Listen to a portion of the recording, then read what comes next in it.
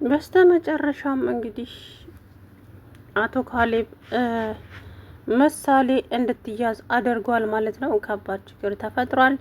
እንግዲህ ዳጣና ምሳሌ ከቤት ወጥተው በሄዱበት ሰዓት የካሌብ ሰዎች ይዘዋቸዋል ማለት ነው። እናም አሁን ላይ እንግዲህ ምሳሌ ካሌብ እጅ ገባች ማለት ከባድ ችግር ይፈጠራል። ለምን ያው እነ መድብል ታሪኩን እስካሁን አልለቀቁትም። እዛ በረሃብና በንትን ውሃ ጥም እየቀጡት ይገኛሉ።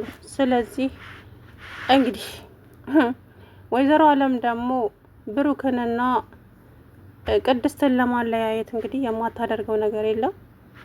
ነገር ግን መሀሌት 10,000 ብር ሰጥታታለች። ለመሀሌት እችው አለም ማለት ነው። ከዛ እሱ ለቅድስት አበባ ገዝቶ ሲመጣ ነይ ላሳይሽ ብላ አሳየቻት። ይኸው አበባ ገዝቶ እየሰጣት ነው። አንቺ እሱ ዘንዳ ምንም ነሽ፣ አይፈልግሽም። ይሄ ሰውዬ አይሆንሽም። እውነቴን ነው ምልሽ እህቴ፣ ከዚህ ሰውዬ ራቂ እያለች ሁለቱን ልታጣላ እያልቆፈረችው ድንጋይ የለም።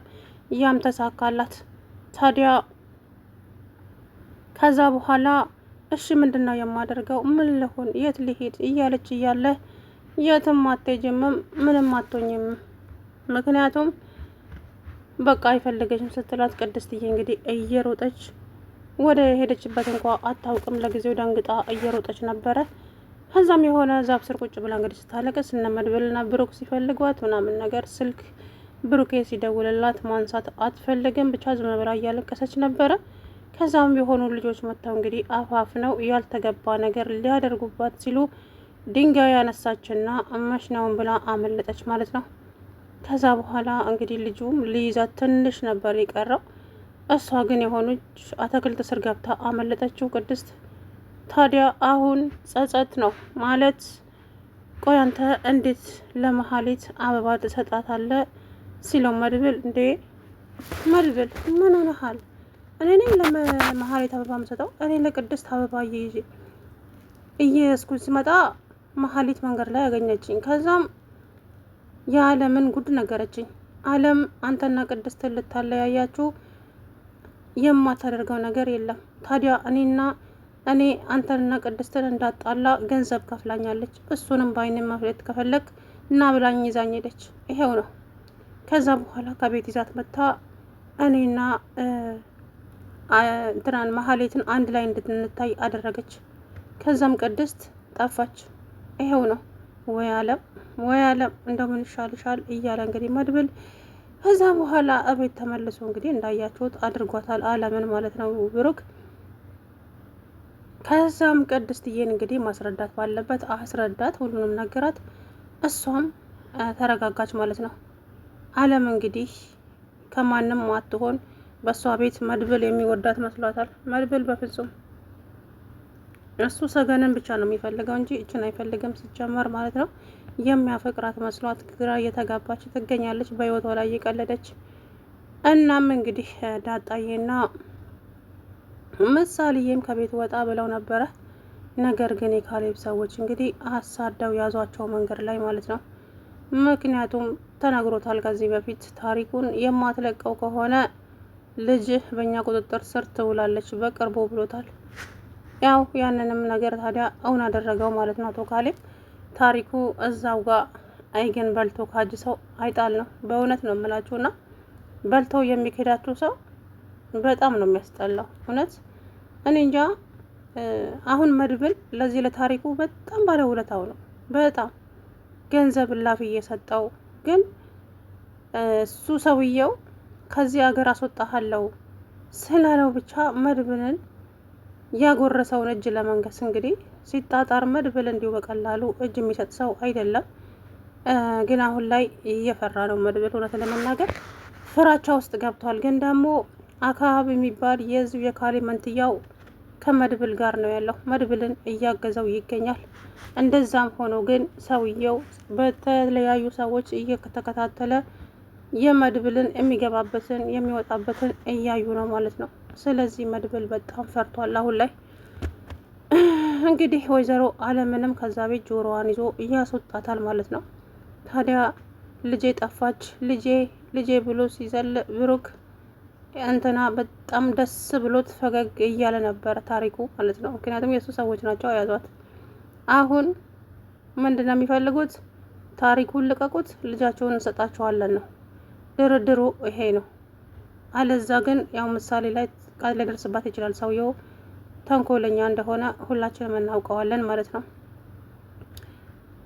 እንግዲህ ቅድስትና ብሩኬም ታረቁ በስተመጨረሻ። የአለም ማንነትም ታውቋል ማለት ነው። አለም እንግዲህ ቅድስትና ብሩክ እንዲለያዩ ነው የምትፈልገው። አንድ ላይ እንዲሆኑ በፍጹም አትፈልግም። በፍጹም ምክንያቱም አትፈልግም። በአጠቃላዩ ለምን እንደሆነ አላቅም። ልጅ የወለደ ባል ምን ይሰራል? ልጅ ያለው ባል ምን ይሰራልሻል? ምን ልታረጊው ነው? እያለቻት እንግዲህ እህቷን እንትን እያለቻት ትገኛለች ማለት ነው። እሷም ደግሞ እኔ ከወደድኩት እሱ ከወደደኝ ችግሩ ምንድን ነው? አንቺ ቆይ ምንድን ነው እንደዚህ ያቃጠለሽ? እስኪ ንገሪኝ፣ ምንድን ነው? ምክንያቱም ስለማስብልሽ ስለምጨነቅልሽ ነው። ሌላ ምን ሊሆን ይችላል? አታስቢልኝም፣ አትጨነቂልኝም። በቃ አልፈልግም። የራስሽን ህይወት ኑሪ። እንደውም ልንገርሽ፣ ከዚህ በኋላ በእኔ ህይወት እንዳትገቢ። ምን? አዎ አለም፣ እኔ ህጻን ልጅ አይደለሁም። የሚሆነኝን እኔ ራሴ አውቃለሁ። ከዚህ በኋላ ምንም እንዳትይኝ። ከዛ በጣም ደነገጠች አለም ማለት ነው። ጭራሽ እኔ በሷ ብዬ በለፋው እንደዚህ ትናገረኛለች እንዴ? እኔ እሷና ይሄ ሰውዬ አንድ ላይ እንዳይሆኑ እያልኩ በለፋው እንዴት እንደዚህ ታደርገኛለች? ስትል እንግዲህ ያዙኝ ልቀቁኝ ያለች ማለት ነው። እንግዲህ ምንም ማድረግ አይቻልም። ወይዘሪት አለም እንኳን መድብል ሊያገባሽ ይቅርና ገና ይበቀልሻል እሱ ራሱ። አሁን መድብል ሀሳቡ ብዙ ቦታ ነው ያለው። ለምን? በጣም ብዙ ቦታ ነው ያለው። አንደኛ ሰገንን በህይወት እንዳለች አውቋል። ሁለተኛ እዚህ ጋር የካሌብ ነገር እያሳሰበው አጣብቂኝ ውስጥ ነው ያለው። እሷን እንኳን ሊያፈቅራት ይቅርና እሷ ግን ፍቅር ይዟት እንግዲህ ከእሱ ፍቅር እየተጃጃለች ትገኛለች። እሱ ግን ምንም አይነት ቦታ እንደሌለው በግልጽ ይታይበታል ማለት ነው። ስለዚህ ወይዘሪት አለም እንግዲህ የራስሽ የሆነውን ነገር ፈልጊ እንጂ መድብል ያንቺ ሊሆን አይችልም ማለት ነው። እና ቅድስትዬ እንግዲህ ለትንሽ ነው ያመለጠችው፣ ለሶስት ግን ጉድ ሊያደርጓት ነበረ ዛሬ ማለት ነው እውነት ለመናገር። እና ይሄ ነው አሁን ላይ እየተደረገ ያለው ከእንደዚህ አስከፊ ሰዎች ፈጣሪ አምላክ ይጠብቅ። እውነት ለመናገር ከእንደዚህ አይነት ሰዎች ፈጣሪ ይጠብቃችሁ፣ ከክፉዎቹ ይጠብቃችሁ ነው የምለው። እና እንግዲህ ዞሮ አብረን የምናየው ይሆናል። ግን በዚህ ደረጃ ይሄን ያክል ክፋት፣ ይሄን ያክል ምቀኝነት እንጃ። የዚች አለም ግራ ነው የሚያጋባኝ። ለእኔ ራሴ ጥያቄ ነው የሚሆንብኝ አንዳንድ ጊዜ ሳያል። ክፋት በቃ በክፋት የታጠረች ሰው ናት። አቀባችሁ በቃ የምታስበውን በሙሉ ክፋትና ተንኮል ያንን ነው እያሰበች ያለችው። ስለዚህ እንግዲህ ከዚህ በኋላ የሚመጣው ነገሮቹም ያው ከበድ ሊሉ ይችላሉ ማለት ነው። ምሳሌን እንግዲህ ይዘዋታል። መድብል ደግሞ እንግዲህ ማነው ብሩክ አስባችሁታል? እንዳይን ብሌኑ የሚሳሳላት ልጁ ናት። በጣም እንዳይን ብሌኑ። ስለዚህ እችን ልጅ ደግሞ ካሌብ ዞር አደረገበት ማለት የሚሆነውን ነገር የሚፈጠረውን ነገር ማሰብ አይከብድም ማለት ነው። ዞሮ እንግዲህ አሁን ድርድር ውስጥ ይገባሉ ማለት ነው። ድርድሩ ምንድን ነው? ልጅቷን እንለቃለን፣ ታሪኩን ልቀቀው ነው። ታሪኩን ደግሞ ሊቀጣው ነው የሚፈልገው መድብል። ስለዚህ ያ ነገር ደግሞ ትንሽ ግራ ያጋባል። ብቻ ዞሮ ከዚህ በኋላ መድብል አጣብቂኝ ውስጥ ገብቷል። ይህን ሰውዬ እንዴት ይፋታው? እንዴት ይተው? ግራ ተጋባ። በእውነቱ በጣም ግራ ገብቶታል። ለምን እንዴት ከማንኛው ይሁን ከወዴትኛው ይሁን በጣም ግራ እየገባው ነው ያለው። ግን እንግዲህ ወይዘሪት መሀሌት መድብልን ነው ይህንን እንትናን ፈልጋው ሳይሆን ያው አለ አይደለ